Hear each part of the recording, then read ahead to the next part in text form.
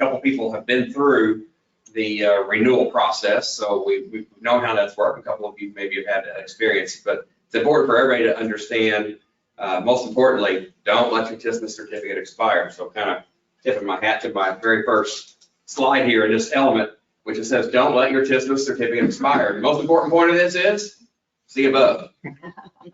Don't put yourself in that situation. It's going to be very difficult for you to wiggle out of that. If you do expire, I don't think there is a wiggle out, to be honest. You can see the points there that all your COIs that are issued under that TSMS certificate are subject to being invalid if you don't have a valid TSMS certificate. So can't emphasize it enough. Do not let that thing expire. Proper planning prevents TSMS certificate expiration. Many of you know the Marine Corps, the 5 Ps, right? Proper planning prevents.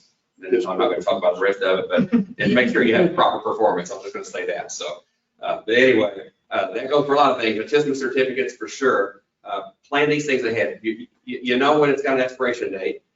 Plan it ahead. Make sure it gets executed. So, about 90 days before your TSMS certificate expiration, the ops manager, or excuse me, the operations coordinator, if we haven't heard anything, they're going to be reaching out to you and saying, what's your plan?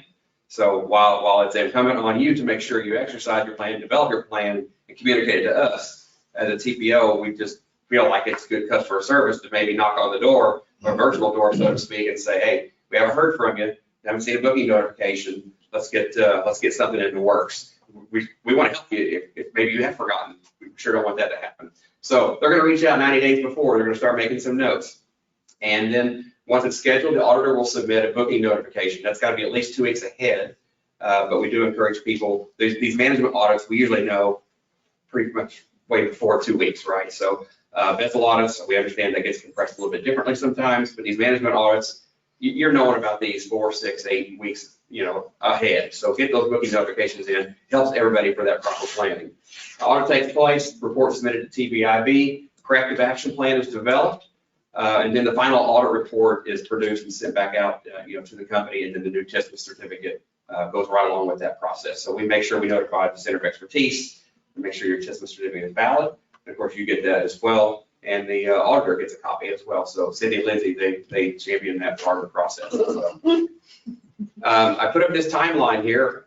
It's important to maybe put things graphically sometimes. There again, it kind of is restating what you've seen on some of the previous slides, or a couple of previous slides, but your TSMS certificate is issued. We've all been past that. We've all been through our mid-period management audit process. And you can see you've got the window on there between the 27th and the 33rd month. Then we have what you can see up there in green. On the latter part of it, it says audit window opens 6 months prior to expiration. That's a current stance that TVIB has. That's where we are right now. There are no specifications in the regulations, but we do think it's important to not audit too early, to have at least a somewhat, a current view of what the company looks like before we reissue that TSMS certificate. So we prefer to be maybe a little bit closer, but no more than 6 months. The other thing I want to really point out is that part in yellow that says the final 30 days prior to expiration. I really want to put this is your deadline to have your audit done, but it's really not, it's not appropriate because there's no regulatory confines that say that. The ramifications are there. Your business is your business. Let's keep it running. Let's make sure the TSMS certificates don't expire. Then, of course, we reissue the TSMS certificate after that audit is done. Things you've probably heard before, but just want to emphasize it because we're really starting to get into that process now.